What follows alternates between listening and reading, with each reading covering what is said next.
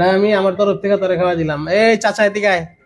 তুই কি কাল্লা এই এদিকে আয়। তুই কি আমার এখানে কাজ করিস? হ্যাঁ কি কাজ করিস? কয়দিন আমরা যে ইনভেস্ট করছি আমরা মালিকরা কিন্তু কেউ ভালো নাই। কোনো মালিক বলতে পারবো না যে সে ভালো আছে। কেন জানোস? 10 তারিখটা আসলেই আমাদের ঘুম হয় না। 5 তারিখ থেকে আমাদের ঘুম হারাম। কেন? তোকে বেতনটা টাইম মতন দিতে হবে।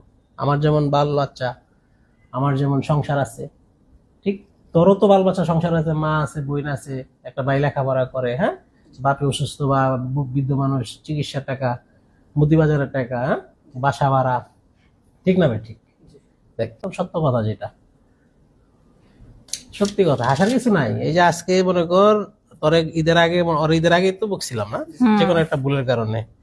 ফ্যাক্টরি যদি না থাকে তুই মেশিন চালাবি কই? তোর কাজের যে একটা দক্ষতা, তুই যে কাজ জানো সেটা প্রুফ করবি কই? আমি একটা মালিক, এখানে বেবিলন আছে, এখানে একেইস আছে, এখানে আলিয়া গার্মেন্টস আছে, এখানে স্ট্যান্ডার্ড আছে, সবাই মালিক।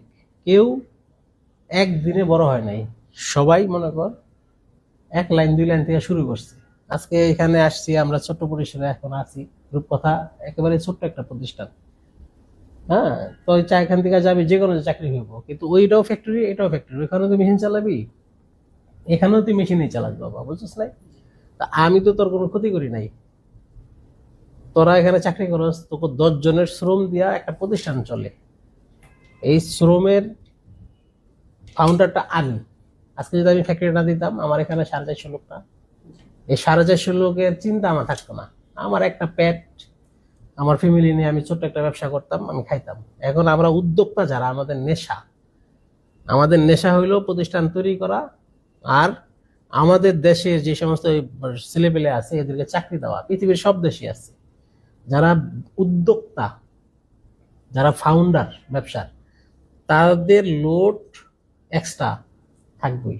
এই যে দেখ আজকে আমার জন্য মিষ্টি আনছস, কি জন্য? তোর তুই বাবা হয়েছস না? এই প্রথম নাকি না আরেকটা আছে? প্রথম বাচ্চা। মাশাআল্লাহ, আল্লাহ দোয়া করি আল্লাহ তুমি সহি সালামতে রাখো এবং সুখ শান্তিতে থাকবি, বাচ্চাটা যেন মানুষ হয় এমন ভাবে চলবি। সবসময় মনে রাখবি যে তুই আমার ক্ষতি করবি, আল্লাহ তোর আর দিতে তোর ক্ষতি করবে। আমার প্রতিষ্ঠানে আর চালানোর মতন ক্ষমতা নেই। আমি ছোট ব্যবসায়ী, আমি একটা বেচে একটা কিনি, একটা অর্ডার শেষ করি আরেকটা অর্ডার আমরা নিই। ঠিক আছে, নে তুই আগে মিষ্টি খাবি। তুই ছেলের বাপ নাকি?